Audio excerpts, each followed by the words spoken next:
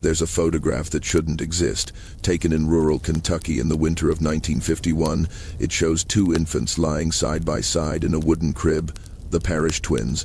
But something about their faces isn't quite right. The eyes are too far apart, the mouths don't close properly.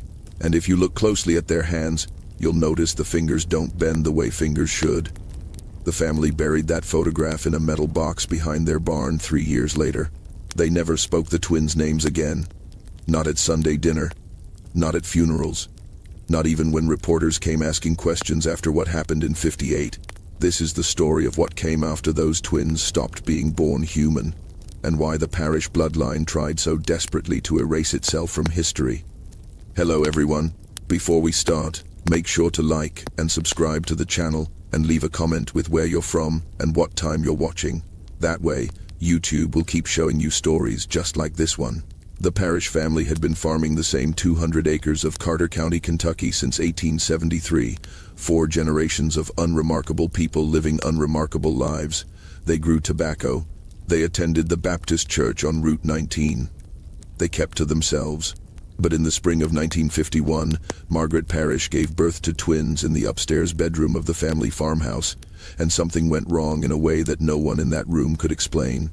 The midwife, a woman named Ethel Combs who had delivered over 300 babies in her 40 years of practice, would later tell her daughter that she almost ran from the house that night.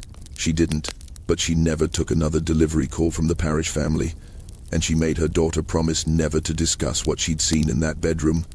The babies were alive. That was the first shock. Margaret had carried them to full term without complication. The pregnancy had been normal by every measure anyone could observe.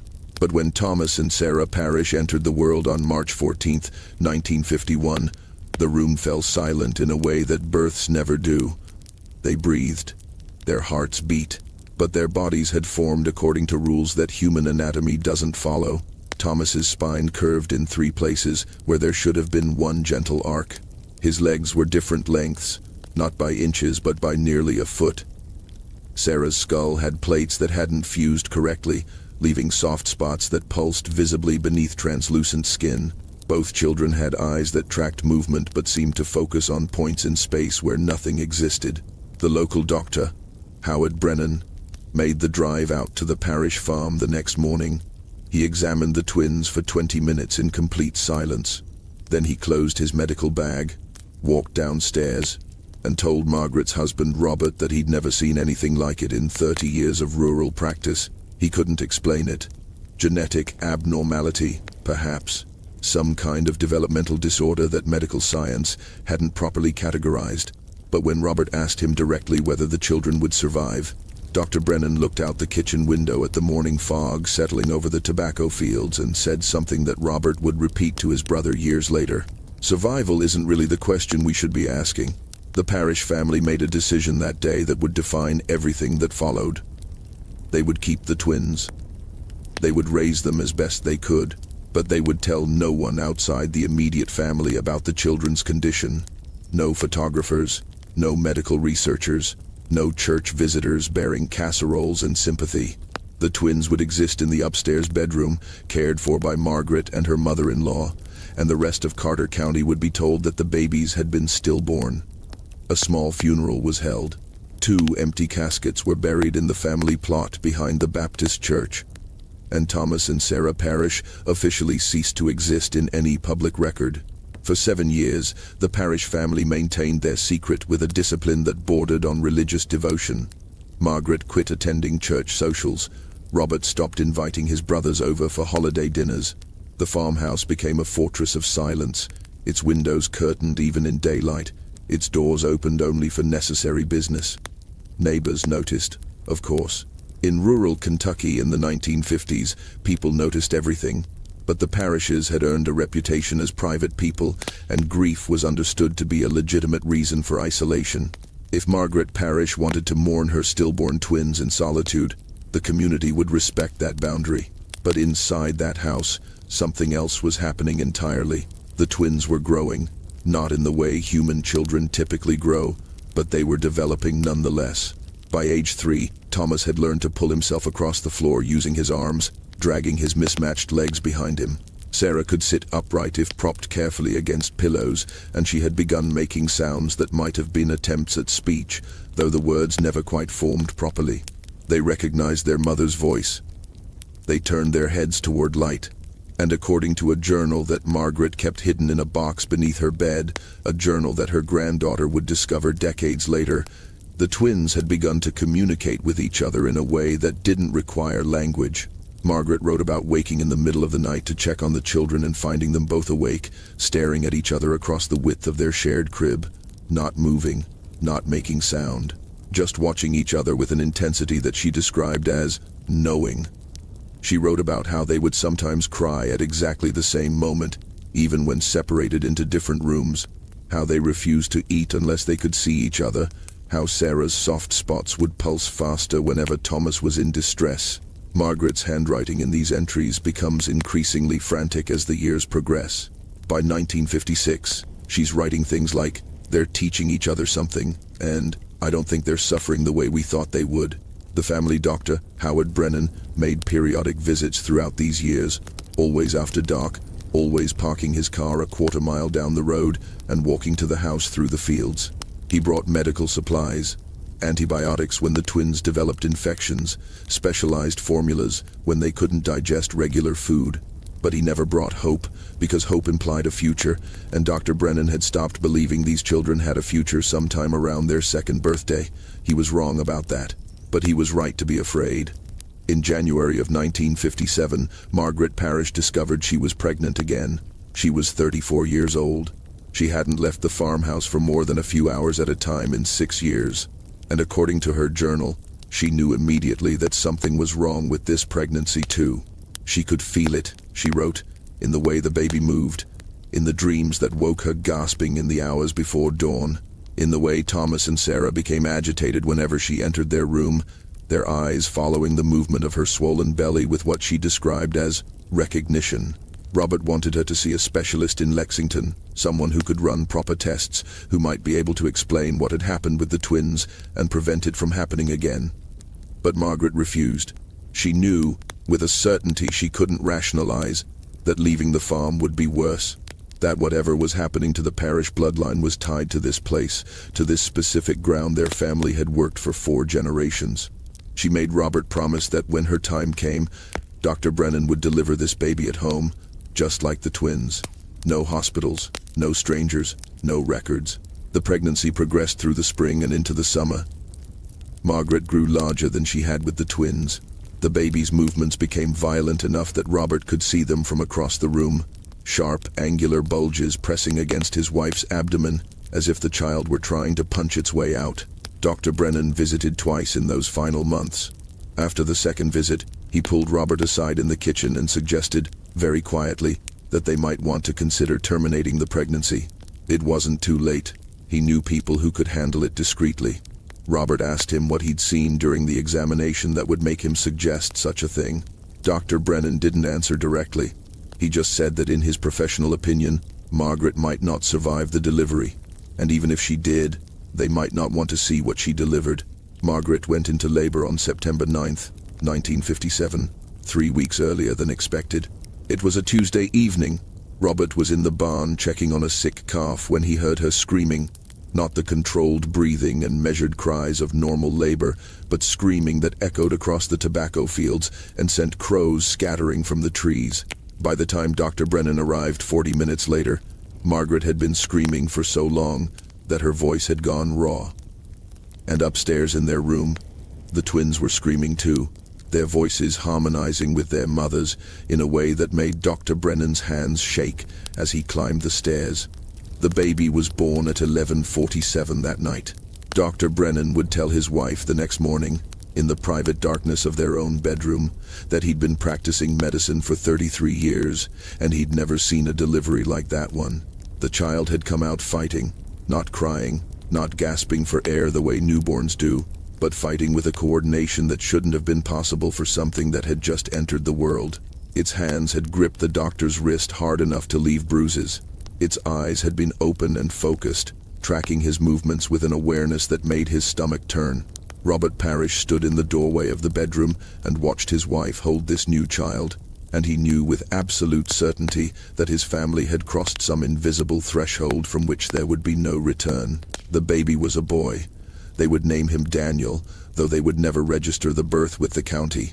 And unlike Thomas and Sarah, whose deformities were obvious and external, Daniel's wrongness was harder to define.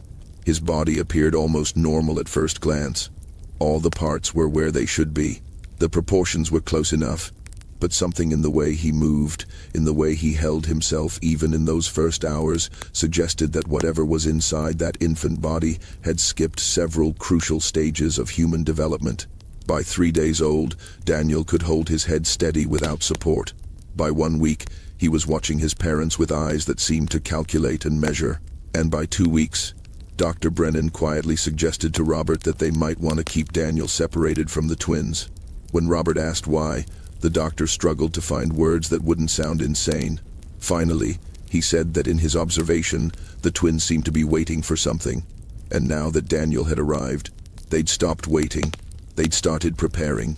Margaret's journal entries from this period are brief and increasingly cryptic. She writes about how the twins had become calmer since Daniel's birth, how they no longer cried or showed distress, how they would lie in their crib for hours, perfectly still, their eyes closed but their bodies tense, as if listening to something only they could hear. And she writes about Daniel, about how he never cried, not once, not even when hungry or uncomfortable, how he would watch her with an expression that reminded her of old men in nursing homes, people who had lived too long and seen too much. She writes one sentence that her granddaughter would later have tattooed on her ribs as a reminder: "I don't think I'm raising children anymore." If you're still watching, you're already braver than most. Tell us in the comments, what would you have done if this was your bloodline? The event that finally broke the Parish family's silence happened on October 31st, 1958, Halloween night. Robert had been in the lower pasture mending fence posts when he heard his mother screaming from inside the house. Not Margaret. His mother, Ruth Parish, a woman who had survived the Depression and buried 2 husbands without shedding a public tear. Robert dropped his tools and ran toward the farmhouse, his boots pounding across the hardened autumn ground, and what he found in the upstairs hallway would cause him to sell the farm 6 months later and move his family 3 states away. Ruth had gone upstairs to check on the twins, something she did every evening around sunset. She'd opened the door to their room and found it empty. The crib was there. The blankets were folded neatly at the foot of the mattress, but Thomas and Sarah were gone. At 7 years old, neither twin could walk unassisted. Thomas could barely drag himself across a floor. Sarah had never moved independently in her entire life, yet somehow they had left their room. Ruth had searched the upstairs in a panic, calling their names, checking closets and corners, and then she'd found them. They were in Daniel's room. The 1-year-old boy was sitting upright in his cradle, which should have been impossible for a child his age. And on either side of him, Thomas and Sarah had positioned themselves on the floor, their bodies arranged in postures that defied their physical limitations. Thomas was sitting up straight, his twisted spine somehow supporting his weight. Sarah's head was raised, her unfocused eyes locked on her baby brother with a clarity they'd never shown before. And all 3 children were humming, the same note, the same rhythm, a sound that Ruth would later describe to the minister as older than anything that should come from human mouths. When Robert reached the room, the humming stopped. All 3 children turned to look at him simultaneously, their movements synchronized like birds in murmuration. And in that moment, Robert Parish understood something that he would never be able to articulate properly, not to his wife, not to Dr. Brennan, not even to himself in the private hours of night. His children weren't sick. They weren't suffering from some genetic abnormality or developmental disorder. They were changing into something else. Something that had been waiting inside the Parish bloodline for generations, maybe centuries, biding its time until the right combination of blood and circumstance allowed it to emerge. Dr. Brennan came to the house that night for the last time. He examined all 3 children. He took notes in his leather journal with hands that shook so badly he could barely write. And then he told Robert and Margaret something that no doctor should ever have to say to parents. "I think you need to contact someone outside of medicine. This is beyond what I understand.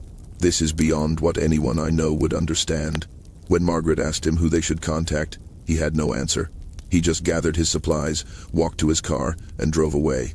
He would die of a heart attack 14 months later, at the age of 61, and his medical journals from the Parish case would be burned by his widow before anyone could read them. The Parish family left Kentucky in March of 1959.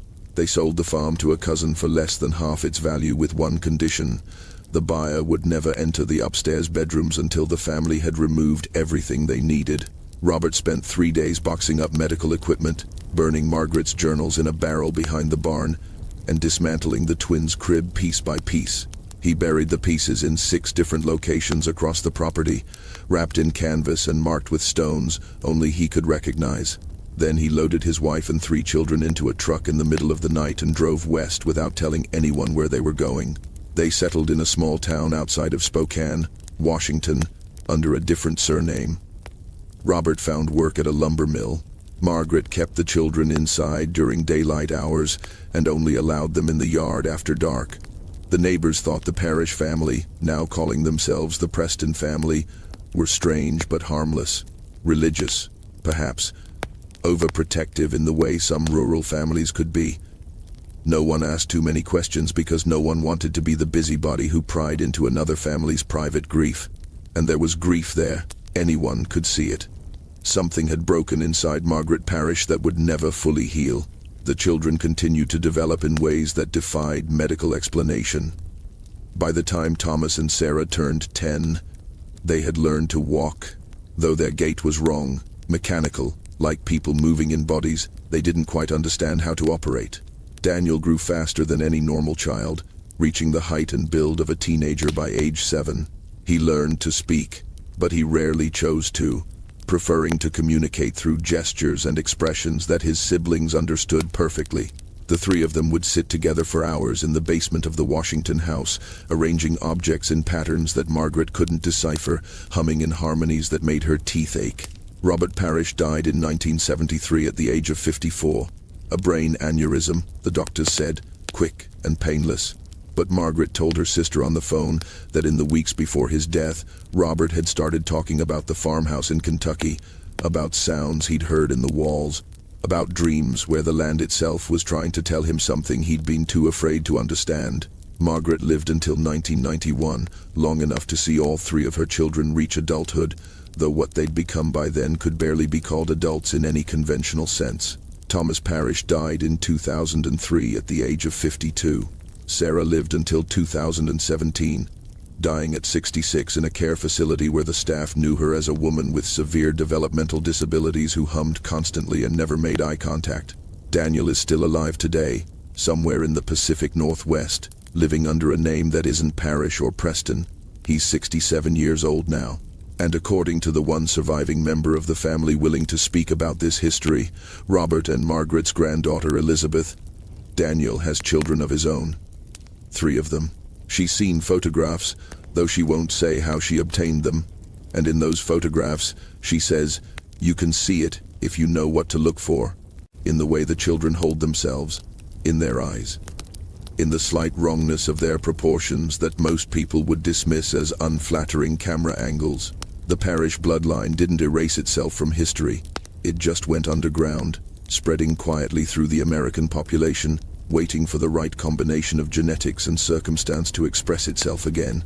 Elizabeth Preston, born Elizabeth Parish, now 62 years old, has spent the last 15 years trying to track every branch of her family tree, trying to warn the descendants of what might be sleeping in their DNA. Most of them don't believe her. Most of them hang up the phone or delete her emails. But some of them listen. Some of them have started noticing things about their own children that they can't quite explain.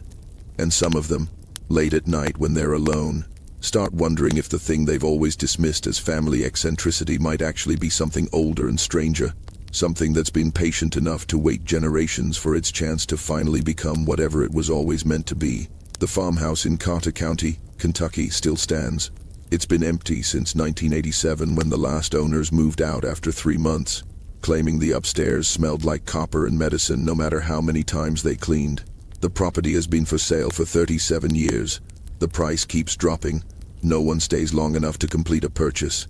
And if you drive past it on Route 19 late at night, Some people say you can still hear humming coming from the upstairs windows. The same 3 notes, the same rhythm, waiting for someone from the bloodline to come home and finish what the Parish twins started when they stopped being born human and became something else entirely.